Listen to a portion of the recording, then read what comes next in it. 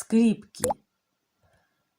Эти инструменты работы великих мастеров не утрачивают с веками благородства, глубины, блеска, мягкости и силы звука. И как истории жизни самих мастеров, судьбы великих инструментов порой полны драматизма. Подобно другим драгоценным произведениям искусства, старинные скрипки крадут и подделывают. В них влюбляются и их ненавидят. Проигрыш и выигрыш синьора Паганини. Осенью 1800 года в таверну города Ливорно вошел нескладный худощавый молодой человек со скрипичным футляром в руках. За одним из столиков играли в карты. Молодой человек присоединился к игре. Ему не везло. Деньги быстро таяли, и вскоре молодой человек остался без гроша. Тогда он поставил на кон скрипку, пояснив, что она довольно дорогая. Картежники согласились, и скрипка тут же была проиграна. Молодой человек просил вернуть ее хотя бы на сутки, ссылаясь на вечерний концерт, но над ним только посмеялись. «Ты же сам ее на кон ставил, мы тебя не заставляли». Тогда к незадачливому игроку подошел пожилой француз из-за соседнего столика. «Я простой купец из Парижа», — сказал он, — «но люблю музыку и бывал на ваших концертах. Вы сеньор Никколо Паганини.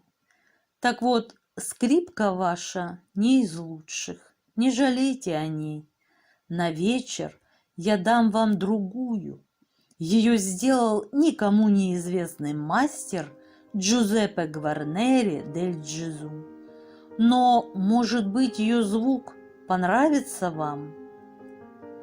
Звуком этой скрипки 17-летний Паганини был очарован. Был потрясен его игрой и парижский купец, имени которого не сохранила история. После концерта он отказался принять скрипку обратно, подарив ее молодому гению. «Не мне, скромному любителю, на ней играть», — сказал он. Эта скрипка Гварнери сопровождала Паганини всю жизнь. Только один раз перед концертом в Париже она заболела, и Паганини отнес ее скрипичному мастеру Вильому. Вильям сумел вылечить скрипку, и растроганный Паганини обнял его и вручил драгоценную шкатулку. «У меня было 2 таких шкатулки», — пояснил он. «Одну я подарил врачу, исцелившему мое тело, вторую дарю вам, исцелившему душу». До самой смерти Паганини так и не расстался с этой скрипкой Гварнери. Он завещал ее музею родного города Генуи.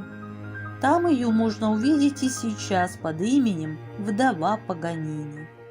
Только если в Геную приезжает выдающийся скрипач, ему разрешают сыграть на ней. Загадочный узник. Так кто же он, тот самый мастер Джузеппе Гварнери, прозванный Дель Джезу, и создавший скрипку, прославившую Паганини? Почему парижский купец назвал его никому неизвестным? О Джузеппе Гварнери и теперь известно очень мало, разве что год рождения 1698. Зато ясно, что ему завидовал сам Антонио Страдивари. Он говорил, что его собственные скрипки, хотя и превосходят инструменты Гварнери мягкостью и блеском звучания, но уступают им в силе звука. Итак, 21 августа 1698 года В итальянском городке Кремона, в знаменитой семье создателей смычковых инструментов Гварнери, родился Джузеппе Антонио Гварнери, будущий великий скрипичный мастер. Кремона в течение 200 лет была столицей струнных инструментов. Здесь работали Аматти и Страдивари. Если инструменты Страдивари отличают воздушный и блестящий звук, то скрипкам Гварнери присущ голос более мощный, круглый и теплый.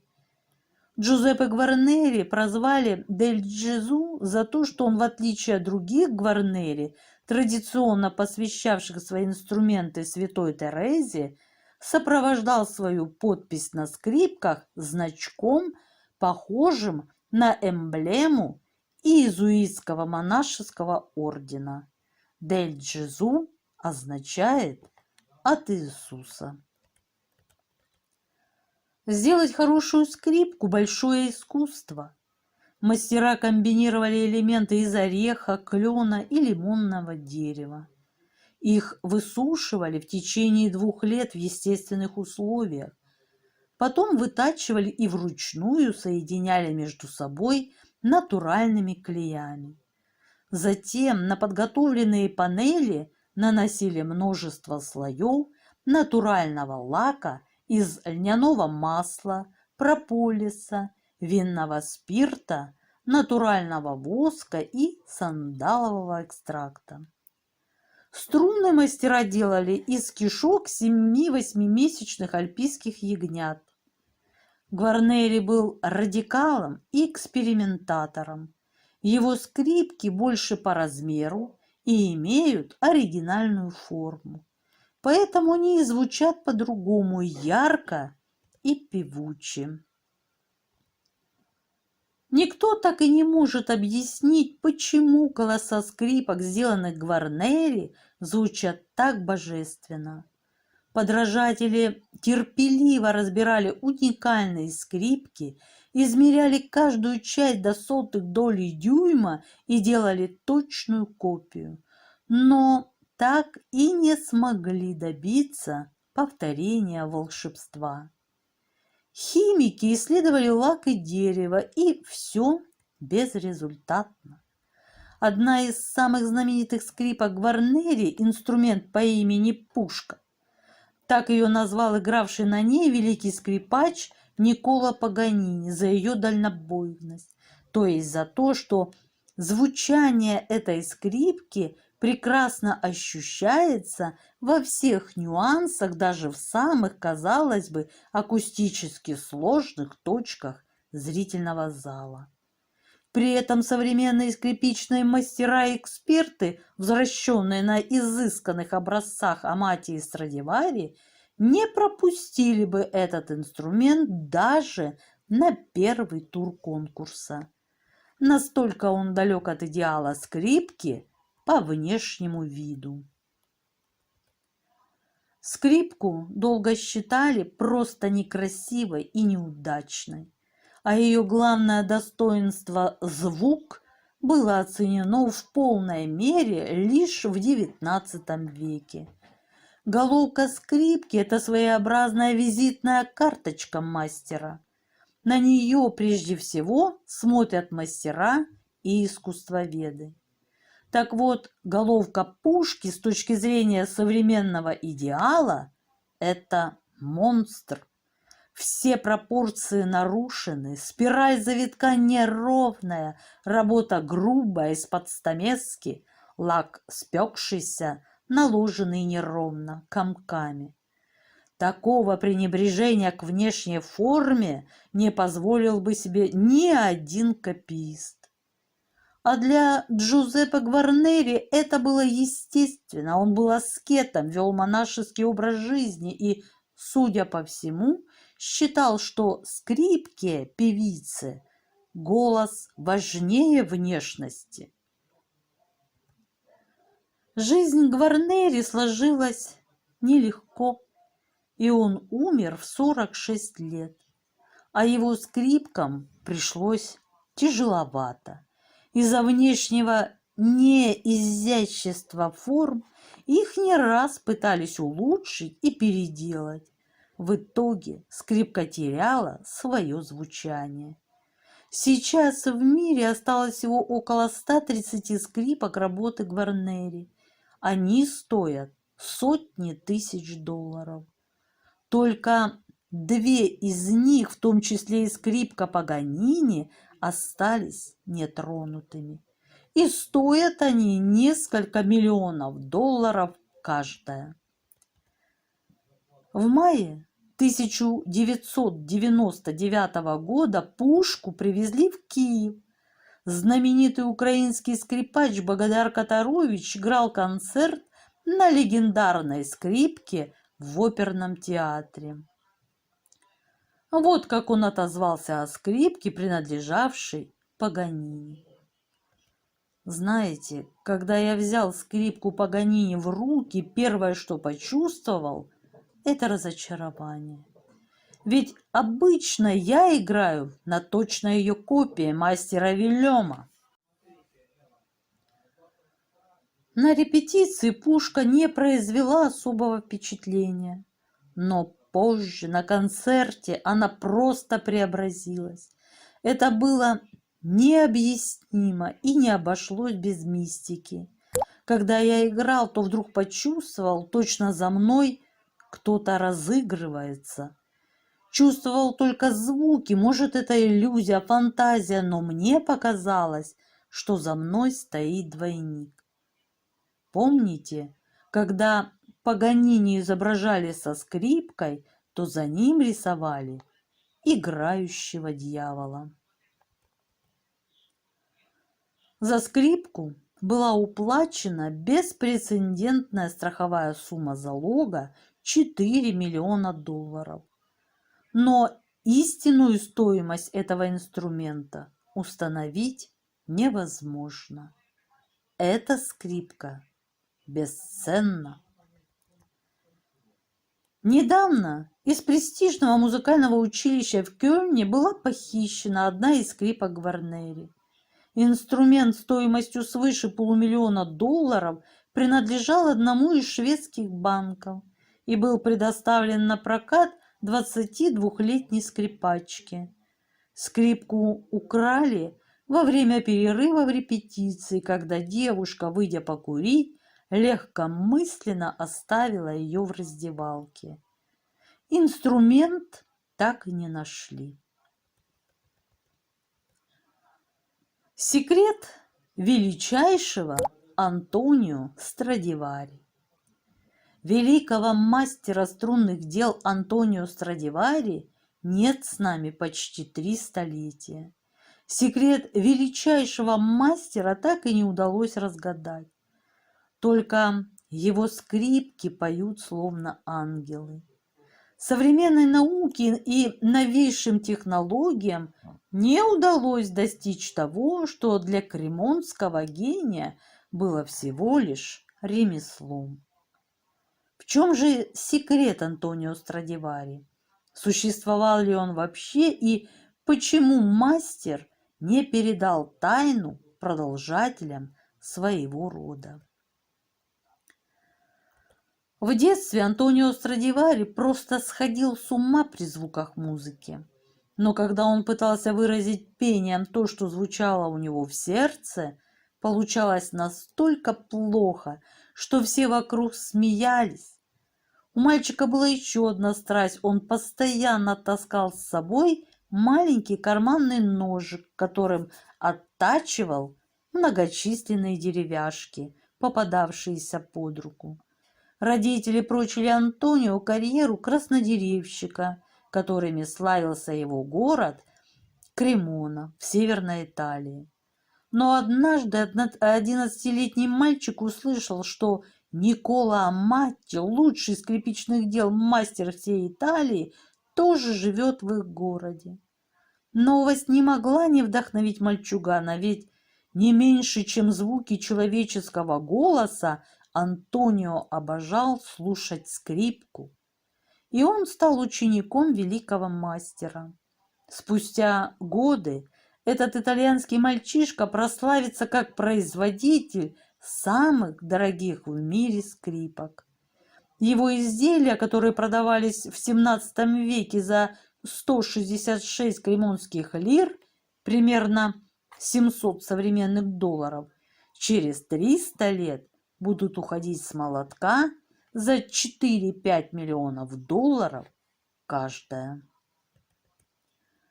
Однако тогда, в 1655 году, Антонио был всего лишь одним из многочисленных учеников сеньора Амати, которые бесплатно работали на мастера в обмен на знания.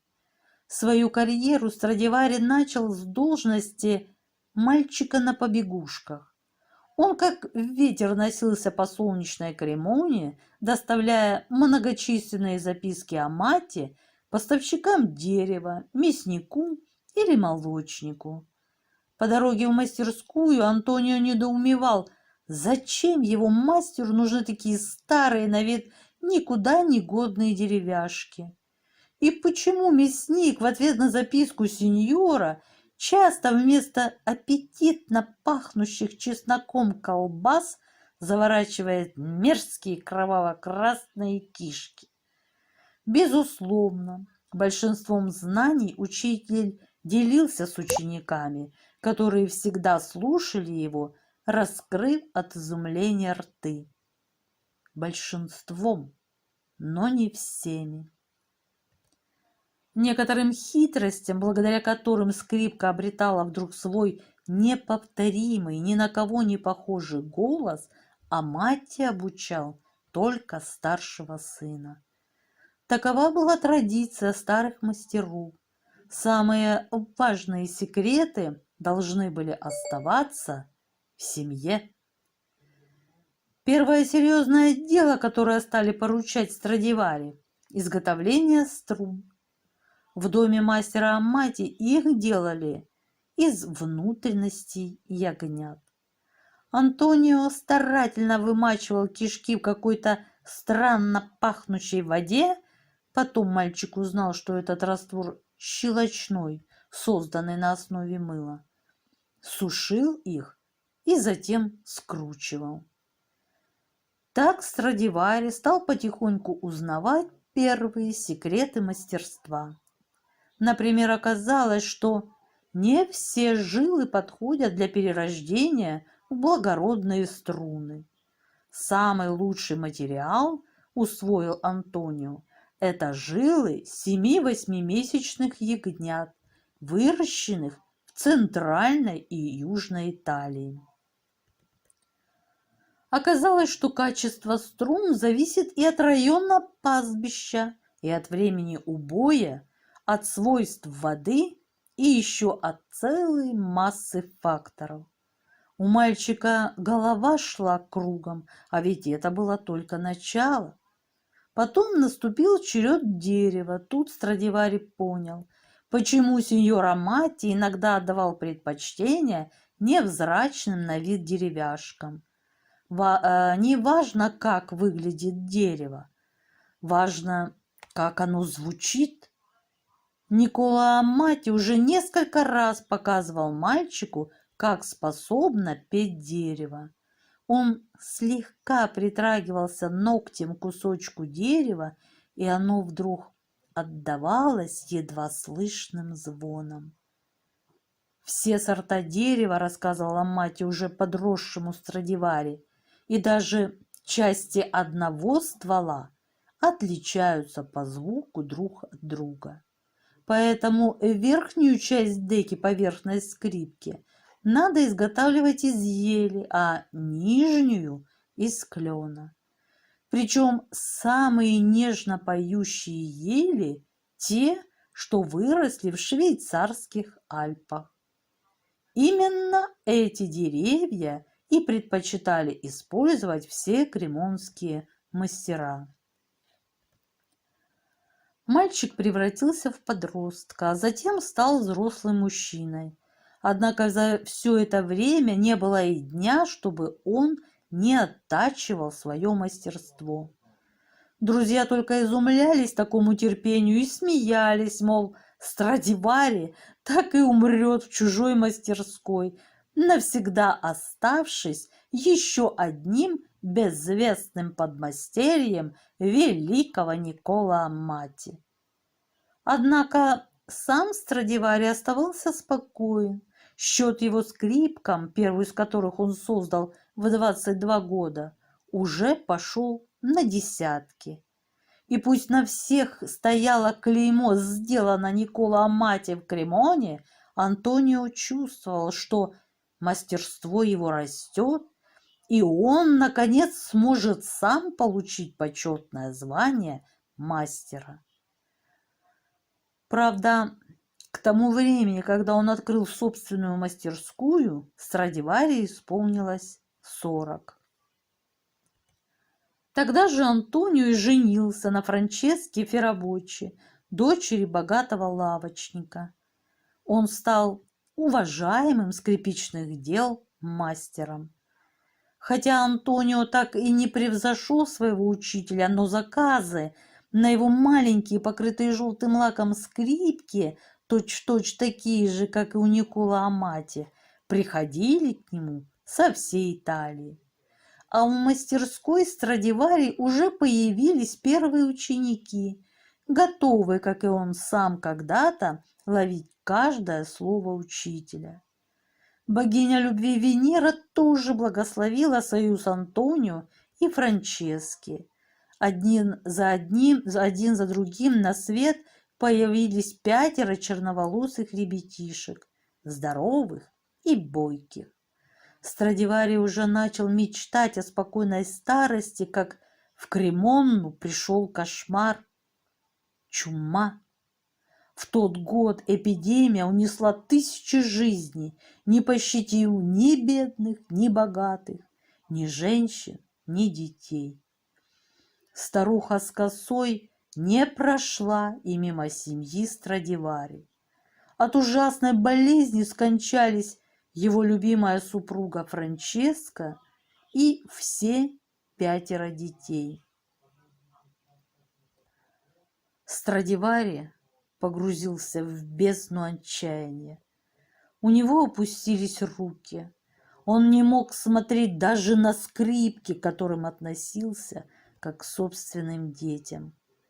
Иногда он брал одну из них в руки, проводил смычком, долго вслушивался в пронзительно-печальный звук и клал обессиленный обратно.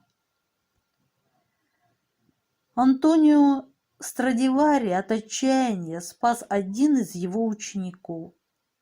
После эпидемии мальчика долго не было в мастерской, а когда появился, он горько заплакал и сказал, что больше не может быть учеником великого сеньора Страдивари. Его родители умерли, и теперь он сам должен зарабатывать себе на пропитание.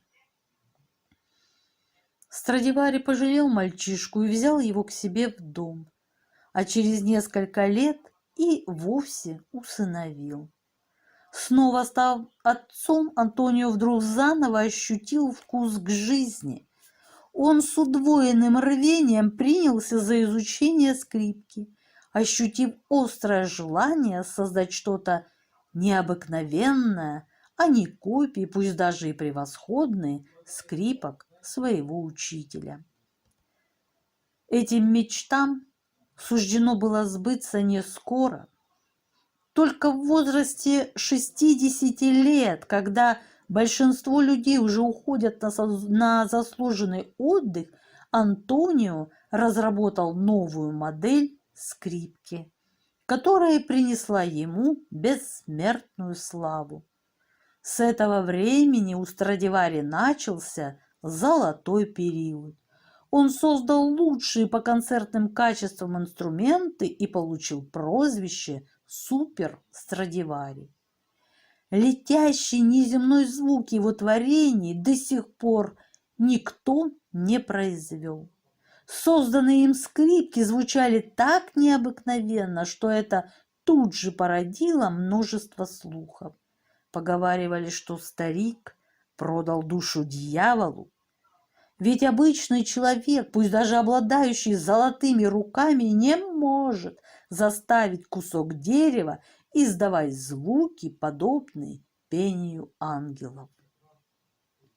Некоторые люди всерьез утверждали, что дерево, из которого сделаны несколько самых известных скрипок, это обломки Ноева ковчега. Современные ученые просто констатируют факт. Мастеру удалось придать своим скрипкам, альтам и виолончелям богатейший тембр, более высокий тон, чем у того же Амати, а также усилить звук. Вместе со славой, разлетевшейся далеко за пределы Италии, Антонио обрел и новую любовь. Он женился и снова счастливо на вдове Марии Замбелли. Мария родила ему 5 ребятишек, 2 из которых, Франческо и Амабоне, тоже стали скрипичными мастерами, но отца не смогли не только превзойти, но и повторить. О жизни великого мастера сохранилось не так много сведений, ведь поначалу он был малоинтересен летописцам. Страдивари ничем не выделялся среди других кремонских мастеров, да и человек он был замкнутый. Лишь потом, когда он прославился как супер Страдивари, его жизнь стала обрастать легендами. Но известно совершенно точно, гений был невероятным трудоголиком. Он изготавливал инструменты вплоть до самой смерти в 93 года. Считается, что всего Антонио Страдивари создал около 1100 инструментов, включая скрипки. Маэстро был поразительно продуктивен. Он выпускал по 25 скрипок в год. Для сравнения, современный активно работающий мастер, изготавливающий скрипки вручную, выпускает ежегодно всего 3-4 инструмента. Но дошли до наших дней только 630 или 650 инструментов великого мастера. Точное число неизвестно. Большинство из них – скрипки. Современные скрипки создаются при помощи самых передовых технологий и достижений физики, а звук все равно не тот. 300 лет ведутся споры о таинственном секрете Страдивари. И каждый раз ученые выдвигают все более и более фантастические версии. По одной из теорий, ноу-хау Страдивари в том, что он владел неким магическим секретом лака для скрипок, который придавал его изделиям особенное звучание. Рассказывали, что эту тайну мастер узнал в одной из аптек и усовершенствовал рецепт, добавив в лак крылышки насекомых и пыль с пола собственной мастерской. Еще одно предание гласит, что кремонский мастер готовил свои смеси из смол деревьев, росших в те времена в тирольских лесах, и вскоре начисто вырубленных. Впрочем, ученые выяснили, что лак, используемый Страдивари, ничем не отличался от того, что использовали в ту эпоху мебельщики. Многие же скрипки вообще были покрыты заново лаком при реставрации в XIX веке. Нашелся даже безумец, решившийся на святотатственный эксперимент – полностью смыть лак с одной из скрипок Страдивари. И что же? Скрипка не стала звучать хуже. Некоторые ученые предполагают, что Страдивари использовал высокогорные ели, росшие при необычно холодной погоде. Дерево имело повышенную плотность, что, по мнению исследователей, и придало отличительное звучание его инструментам. Другие считают, что секрет Страдивари в форме инструмента. Говорят, все дело в том, что никто из мастеров не вкладывал в свою работу столько труда и души, сколько Страдивари. Ореол тайны придает изделиям кремонского мастера дополнительное очарование. Но ученые-прагматики не верят в иллюзии лириков и давно мечтают поделить волшебство чарующих скрипичных звуков на физические параметры. Во всяком случае, в энтузиастах точно недостатка не ощущается. Нам остается только ждать того момента, когда физики достигнут мудрости лириков. Или наоборот. Вот и подошло к концу, друзья, заседание нашего клуба. Я желаю всем мира. Пишите комментарии. А на сегодня все. Пока-пока.